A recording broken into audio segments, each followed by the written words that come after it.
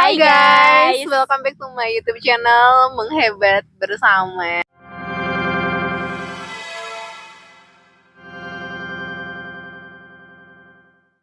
Udah lama banget aku nggak nyapa-nyapa teman-teman. Dan kali ini di nyapa kali ini aku mau ngobrol sore sih, karena ini sore-sore di tengah lapangan terbuka yang rumput-rumput hijau gitu. Sangat nyaman ya. Ada pohon pinus dengan angin yang semeliwir, tenang banget guys. Alhamdulillah. Dan kali ini, di video kali ini aku pengen diskusi sama Puput tentang satu hal yang mungkin ini sering banget terjadi di kita semua, yaitu tentang ketidakpercayaan diri. Karena ini jadi satu topik yang sering kali ditanyakan oleh banyak orang, khususnya dalam ranah public speaking gitu. Kayak, kenapa sih aku tuh takut ataupun aku nggak berani tampil di hadapan banyak orang, aku nggak pede tampil di hadapan banyak orang. Nah, kalau menurut Puput, kenapa sih seseorang itu nggak pede untuk tampil di hadapan banyak orang? Ya, ini marak banget sih, benar banget. Dan menurut Puput itu dia tidak berhasil mendobrak kesempatan pertama gitu. Ketika ada kesempatan untuk bicara di depan umum, dia tuh nggak mau gitu, dia langsung mundur gitu. Padahal yang namanya public speaking itu memang bisa lancarnya karena jam terbangnya udah banyak gitu. Kalau misalkan dia mundur di kesempatan pertama, di kesempatan selanjutnya yang datang, ya dia mundur lagi gitu. Terus ya nggak akan bisa gitu pada akhirnya. Kalau misalkan tidak mendobrak ketakutan itu, gitu. Itu sih yang Puput perhatikan ya, dan rasakan juga sebenarnya. Oke, berarti kalau menurut Puput itu karena seseorang itu tidak bisa mendobrak kesempatan pertama.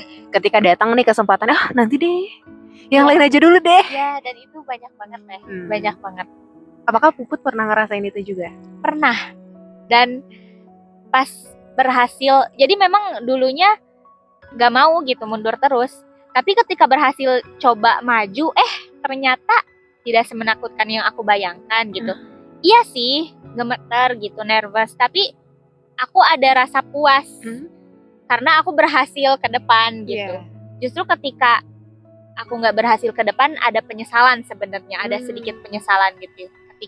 Ketika sudah pergi dari kesempatan itu ya. Gitu. Berarti memang kenapa nggak nyoba dulu gitu ya? Iya, benar. Itu betul, Put. Kenapa banyak orang yang nggak pede? Pertama memang dia tidak mengambil kesempatan pertama yang orang lain berikan kepada dia. Dia tidak memandang bahwa hal tersebut adalah sesuatu hal yang berharga, karena bisa jadi dia merasa nggak pantas. Ya gak sih? Iya sih. Ya? Benar. Yang lain aja deh. Iya. Gitu. Karena dia merasa belum pantas atau mungkin belum pantas ya untuk ada di tahap itu. Ya kan? Dan kalau berbicara mengenai ketidakpercayaan diri, Puput percaya gak sih bahwa seseorang itu tidak percaya diri terjadi karena faktor pola pengasuhan orang tuanya? Iya kah? Kenapa kayak gitu? Karena biasanya orang-orang yang tidak percaya diri itu adalah orang-orang yang punya self-esteem yang rendah. Self-esteem yang rendah itu, self-esteem itu apa sih? Self-esteem itu simpelnya adalah harga diri. Simpelnya harga diri ya. Jadi self-esteem itu kalau secara pengertian adalah bagaimana cara kita memandang diri kita, menghargai diri kita, mencintai diri kita. Biasanya orang-orang yang punya self-esteem yang rendah itu adalah orang-orang yang selalu merasa insecure, merasa nggak berharga, merasa nggak berguna, merasa kayaknya aku nggak ada apa-apanya deh. Makanya kita harus cari tahu dulu kenapa sih self-esteem seseorang itu bisa rendah ataupun dia merasa rendah diri. Kalau rendah hati mah baik ya. Ini rendah Harus diri. Sih, rendah diri. Kita merasa belum pantas terus gitu. Kenapa? Nah, dari buku yang kita baca, Public Speaking 101, ternyata ada 3 hal yang menyebabkan seseorang itu self-esteemnya rendah. Pertama adalah rasa aman, yang kedua adalah kendali diri, yang ketiga adalah kebermanfaatan. Yang pertama, rasa aman. Biasanya orang-orang yang punya self-esteem rendah itu, dia merasa tidak aman. Merasa tidak aman tuh merasa bahwa kayaknya aku nggak berharga. kok orang lain gak ngajak aku ngobrol sih? Aku takut deh kalau ngobrol sama dia, takut dianggap salah, takut aku nanti dibenci. Dan rasa aman itu harus diberikan ketika dia masa kecil. Makanya pola pengasuhan itu sangat berdampak kepada kita di masa dewasa ini. Apakah kita punya trauma di masa lalu? Rasa aman itu dapat diberikan oleh orang tua ketika orang tua ngasih kasih sayang secara penuh gitu. Kasih sayangnya secara penuh dari ayah ataupun dari ibu. Sama halnya walaupun ayah sibuk kerja, tapi dia tetap ngasih sayang secara penuh. Kalau misalkan anaknya tidak diberikan kasih sayang secara penuh oleh orang tuanya, kan tangki cintanya tuh bocor lah atau kosong gitu, hingga pada akhirnya dia merasa gak berharga. Kayaknya orang tua saya tuh lebih mementingkan pekerjaan deh daripada aku.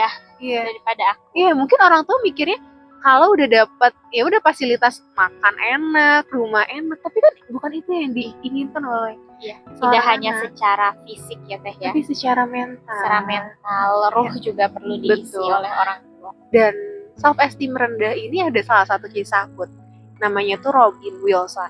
Beliau tuh seorang penulis dan seorang pembicara juga yang sering ngomongin tentang human empowerment. Beliau tuh adalah salah satu korban pembulian dari kecil. Kenapa kayak gitu? Karena penampilannya itu kayak dia punya self esteem yang rendah. Tau gak sih Put, kalau Put ngelihat orang yang ngerasa, kelihatan gak sih orang yang selalu insecure terus, gak mau gabung sama yang lain, merasa gak pantas, kan gampang untuk dibully kan. Dan itu penampilan yang dia punya self esteem yang rendah, harga diri yang rendah, membuat orang ngebully dia. Dan ternyata setelah dewasa, ketika dia belajar, beliau tuh belajar tentang psikologi, beliau bahas juga tentang psikologi. Beliau menyadari bahwa kenapa beliau itu punya self esteem yang rendah dan jadi korban pembulian, karena ibunya suka membuli dia. Dasar anak bodoh. Kan sering ya, mungkin itu satu hal yang mungkin wajar, kayak nakal loh gitu kan. Dasar anak nakal. Secara tidak sadar padahal itu orang tua. Dan yang menyakitkan tuh maksudnya dia maksudnya oleh lingkungan dia dibully, dan ternyata oleh ibunya juga dia dibully juga gitu. Dan seorang anak yang tumbuh dari keluarga orang tua yang punya kasih sayang yang penuh ke anak-anaknya, beliau tuh punya self esteem yang tinggi. Jadi kalaupun misalkan dia dibully, dia punya self esteem yang tinggi, dia bisa boundaries lah. Boundaries ya. Jadi tameng lah jadi ya. tameng bisa. Gitu. Ya nggak peduli apa yang mereka katakan. Saya sudah berharga. Saya sudah ada. Dan itu. Dan ternyata satu hal yang harus kita lakukan, menurut Puput deh, ketika kita punya self esteem yang rendah, dulu Teteh juga kayak gitu kan. Mungkin orang-orang mungkin Puput ngelihat ya kayak wah terindah. Kayaknya udah dari kecil cas bagus, tapi enggak loh. Dari SD sampai SMA, Teteh kayaknya punya self esteem, punya self esteem yang rendah. Teteh tahu potensi Teteh, tapi Teteh nggak pernah berani maju untuk ke depan. Teteh nggak pernah berani untuk ikut lomba pidato. Teteh nggak pernah berani. Kenapa? Karena kalau dilihat lagi, ternyata kita Teteh khususnya dibesarkan juga di lingkungan keluarga yang parentingnya VOC. Ya. Kayaknya orang-orang VOC itu yang parentingnya VOC udah terbiasa dengan bentakan gak sih? Kayak, kamu ya gitu. Gimana PR-nya dan lain sebagainya. Atau bahkan banding-bandingkan. Teteh punya kakak Teteh luar biasa pinter gitu. Dia selalu dibandingkan. Dan itu ternyata membuat luka juga. Yang pada akhirnya gak kayak ngerasa terbatasi. Dan baru sadarnya ketika masuk masa kuliah. Ketika masuk masa kuliah, mencoba untuk recall kembali apa yang itu kan masuknya ke trauma ya. Ketika kita dibentak sama orang lain ataupun apa sih anak kecil gak usah ikut-ikutan kayak gitu. Misalnya kayak gitu, kita tuh akan ada ketakutan untuk berbicara dengan orang lain karena takut salah, takut dibentak juga. Di ruangan pertama, misalnya di rumah pertama tuh kita udah makanya di luar kita nggak berani juga untuk makanya walaupun kita misalkan dibesarkan di lingkungan keluarga yang mungkin secara parenting kurang baik ya, pertama kita tidak boleh menyalahkan orang tua kita. Karena barangkali orang tua kita juga dulunya dampak dari Mendapatkan hal yang iya, sama ya. mendapatkan hal yang sama dari nenek kakek kita Iya. gitu. Maka jangan menyalahkan, kita harus memaafkan dan kita harus mencoba untuk menerima emosinya. Biasanya dulu ada namanya waktu itu Teteh pernah ikut seminar sama Bunda Eli Risman. Waktu itu langsung ke praktek gitu. Si emosinya dihadirkan dulu, setelah dihadirkan nangis tuh. Wah, beneran nangis. Karena mungkin rasa sakitnya masih ada ya. Iya, jadi keangkat lagi ya. Keangkat, terus sudah berdamai, memaafkan, baru mulai untuk bertumbuh. Ternyata kuncinya adalah setelah kita memaafkan orang tua, yang harus kita lakukan adalah kita harus menjadi orang yang memutus mata rantai itu. Karena efek domino, Put. Iya. Ya, kalau misalkan kamu dulunya sering dibentak sama orang tua, kalau kamu nggak memaafkan, nggak melepaskan, nggak menyembuhkan, suatu saat nanti kamu akan membentak anak-anak kamu. Ya kan? Iya. Ternyata sedalam itu loh kepercayaan diri tuh. Makanya Teteh tuh punya punya big why. Kenapa Teteh tuh suka banget untuk belajar tentang parenting? Karena Teteh dibesarkan di lingkungan keluarga yang mungkin dulunya memang belum tahu parenting yang baik itu seperti apa. Dan pada intinya ya, maksudnya tujuan dasarnya ya untuk diri sendiri juga ya Teh ya sebenarnya. Betul. Karena tadi cara penyembuhan itu juga bisa dilakukan kalau misalkan tahu, sadar. Ya. Kalau misalkan nggak tahu, nggak sadar, ya udah gitu. Bisa jadi secara tidak langsung pada akhirnya terturun ya, jadi teralirkan lagi gitu ya ke anak-anak. Betul. Di masa mendatang. Jadi yang harus kita lakukan pertama kali ketika misalkan teman-teman itu jadi orang yang nggak percaya diri, yang harus teman-teman lakukan itu adalah coba untuk refleksi dan introspeksi diri. Apakah di masa lalu pernah ada peristiwa-peristiwa yang kayak tadi? Pernah dibully, pernah dibentang, pernah misalkan dibanding-bandingkan, itu yang harus dilakukan. Dan Teteh tuh sangat miris ketika ngelihat ada satu video anak kecil yang membuli anak kecil yang lainnya, sampai dijambak, sampai yang Teteh pikirkan adalah bukan kalau fisik mungkin gampang, misalnya gampangnya ya udah seminggu 2 minggu kalaupun berdarah bisa sembuh gitu. Tapi bayangin mentalnya gimana ya. Anak itu. Iya. Dan ya pasti sih anak itu juga dapat pengalaman yang sama sebenarnya. Karena pasti ya ada referensi ya, dia nggak mungkin tiba-tiba melakukan hal itu tanpa dia tahu, tanpa dia dapat referensi gitu. Ya makanya harus sadar apakah ada peristiwa-peristiwa di masa lalu, trauma-trauma di masa lalu yang membuat kita tuh nggak percaya diri sampai saat ini. Kemudian yang kedua harus cari teman bertumbuh. Iya. Kalaupun misalkan, aku udah cari teman tapi traumanya masih belum sembuh juga, ya selanjutnya adalah mencari pertolongan ke psikolog atau psikiater. Kita ke psikolog atau psikiater tuh bukan berarti kita tuh orang yang gila gitu, sakit jiwa. Iya. Enggak kok. Kalau kamu misalkan mau curhat, mau konsultasi, udah merasa berat banget traumanya, udah ke psikolog aja. Ya. Gak apa-apa kok. Gak apa-apa banget. Iya. Kalau misalkan di orang sekitar nggak ada yang bisa kita jadikan tumpuan lah ya istilahnya. Dan itu benar banget sih Teh. Maksudnya Puput merasakan alhamdulillah ya di Bandung tuh ada sosok-sosok teman yang bisa dijadikan tempat sandaran gitu, menangis dan tertawa. Itu tuh beneran butuh banget. Dan dengan kehadiran beliau-beliau ini Teh beneran merasa ada gitu, merasa aku dihargai, aku merasa tenang gitu loh. Tenang aja. Ada dia gitu. Gitu. Betul. Dan memang nggak bisa semua orang menemukan orang yang cocok untuk bisa bertumbuh bersama ya. Dan Puput tahu gak sih gimana caranya kita merasa diri kita tuh berharga? Kalau menurut Puput gimana? Pertanyaan yang cukup berat ya. Deep kan? Gimana caranya kita merasa bahwa diri kita tuh berharga? Sebenarnya kalau misalkan kita bisa membantu orang lain ya, tidak hidup untuk diri sendiri. Tapi kalau misalkan kadang kalau berlebihan juga tuh kita bertanya, suka ada pertanyaan juga, aku hidup untuk siapa? Misalkan kalau porsinya berlebihan atau ada yang miss gitu, tapi itu tuh nggak tahu missnya apa, kelebihannya dari mana gitu. Itu sih Teh yang Puput juga masih bingung gitu. Ya, betul apa yang Pupu sampaikan. Kita akan merasa berharga ketika kita bisa memberikan dampak ke orang lain, impact, kebermanfaatan lah bahasanya. Dan ya tadi masuk ke kadang kita tuh selalu fokus untuk ngasih sesuatu ke orang lain, ngasih kebermanfaatan ke orang lain, tapi kita lupa untuk ngasih sesuatu ke diri kita, kebermanfaatan ke diri kita gitu loh. Ya gak sih, kita jarang banget ngucapin terima kasih kayaknya.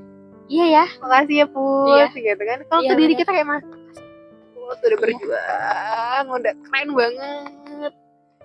Maaf ya, kan kita maaf ya kalau misalkan aku tuh sering banget marahin kamu dan lain sebagainya. Kita jarang banget sering nuntut gitu. Kita sering banget ngucapin terima kasih dan maaf ke orang lain, tapi kita jarang untuk ngucapin terima kasih ke diri sendiri. Harusnya nuntut, kamu harus gini, kamu harus gini, kamu harus gitu.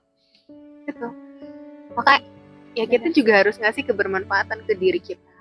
Jangan biarkan diri kita hanya stuck di sini aja. Makanya salah satu cara untuk ngasih kebermanfaatan ke diri kita adalah terus mengembangkan diri. Belajar ilmu agama, belajar soft skill, sehingga apa? Hard skill juga. Baca buku, ikut pelatihan, sehingga apa? Sehingga kita bisa ngasih sesuatu ke orang. Ya, ketika tadi kita bisa ngasih sesuatu ke orang, misalkan ikut volunteer, oh ternyata aku tuh berharga ya. Oh ternyata aku tuh dibutuhkan ya gitu. Makanya self love itu juga penting. Dan sebenarnya ya hal-hal yang tadi kita lakukan ya bermuara juga titiknya tadi sih kepercayaan diri sih benar. Dan harus tahu dulu, sadar, disembuhin, baru kita naikin harga dirinya gitu. Soalnya gak akan berani ikut pelatihan sendiri misalkan, atau ikut pengabdian sendiri, atau memberi kebermanfaatan, mulai ngobrol sama orang lain. Kalau misalkan si kepercayaan diri atau self esteem tadi ya yang Teteh sebutkan itu belum selesai. Betul. Jadi percaya diri tuh nggak bisa langsung disembuhin, kayak dibalikin langsung gitu. Dibalik tangan, nggak semudah itu guys. Percaya diri tuh output dari proses yang kita jalani tadi, self esteem, self respect ada namanya, kemudian self awareness, kita sadar, self love gitu kan, kita kenal sama diri kita dan lain sebagainya. Ya, gitu lah. Dan ya alhamdulillah ya Teh, maksudnya akhir-akhir ini Puput sedang ya menyadari secara penuh gitu ya, sedang berusaha untuk melihat diri sendiri gitu ya. Aku sedang mengerjakan apa. Tadi soal terima kasih ya Teh, bener, Puput juga pernah dikasih tahu sama ya ada ikut seminar waktu itu alumni UPI yang ngisi. Ya ada yang namanya self hug gitu. Butterfly hug namanya. Butterfly hug. Jadi kita memeluk diri kita sendiri. Bener. Dan pas kala itu ya dipraktekin kan bareng-bareng. Terus kata-katanya kalimatnya tuh sama tetehnya gitu.